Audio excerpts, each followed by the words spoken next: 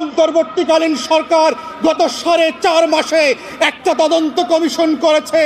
আমরা গত 4 মাসে দেখলাম না পিলখানা গণহত্যার জন্য একটা তদন্ত কমিশন হয়েছে। আমরা এখন পর্যন্ত দেখলাম না গত 4.5 মাসে এই বিচার ব্যবস্থাকে ঢেলে সাজানোর জন্য ন্যূনতম আয়োজন করা হয়েছে। আমলাতন্ত্রের ফাঁদে পড়বেন না।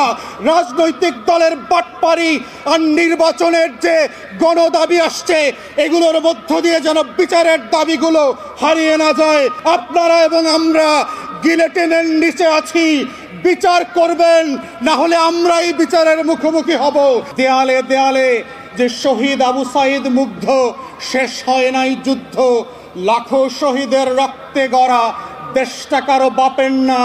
অতএব বাংলাদেশটা কারো বাপের না। সেটা 800 বছর আগে লক্ষণ সেনকে এই দেশের মানুষ যেভাবে বুঝিয়ে দিয়েছিল, 2024 সালের জুলাই এবং আগস্টে শেখ পরিবারকে আবার বুঝিয়ে দেওয়া হয়েছে বাংলাদেশ কারো বাপের না। শেখ পরিবারের কাছে এই বাংলাদেশ 72 থেকে 75-এও ইজারা দেওয়া হয় নাই, 16 বছর ইজারা দেওয়া হয় নাই, আগামীতেও দেওয়া হবে না।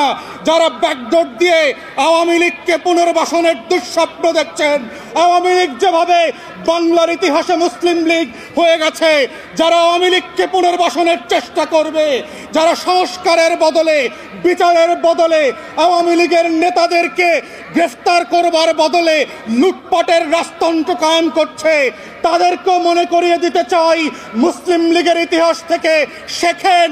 আওয়ামী লীগ মুসলিম লীগের ইতিহাস থেকে শেখে নাই বলে 60-এর দশক আবার 24-এ এসে হাজির হয়েছে।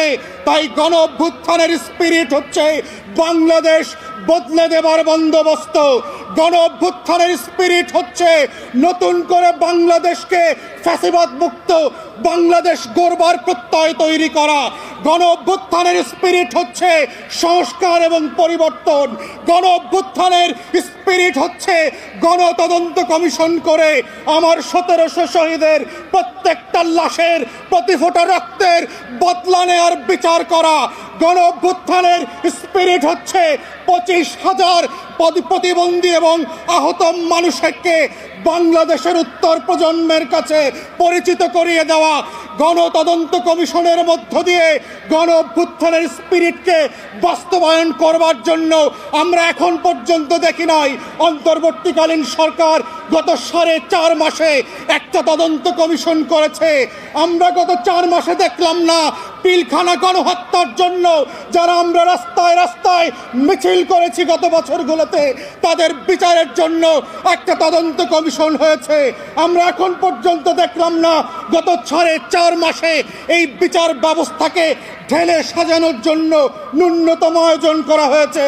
অন্তর্বর্তীকালীন সরকারের উপদেষ্টা আছেন, আমরা মনে করিয়ে দিতে চাই রাজপথের লড়াইকে ভুলে যাবেন না। রক্তের বদলাতের রক্তের যে বিচারের দাবি এসছে সেগুলোকে ভুলে যাবেন না।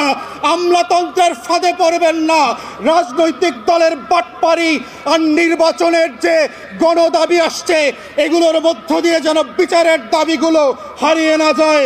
তাই আমরা আশা করছি বাংলাদেশের ইতিহাস বদলে দেবার যে লড়াই 24-এ হয়েছে এর প্রত্যেকটা পরতে পরতে বাস্তবায়নের দায়িত্ব আপনাদেরকে নিতে হবে।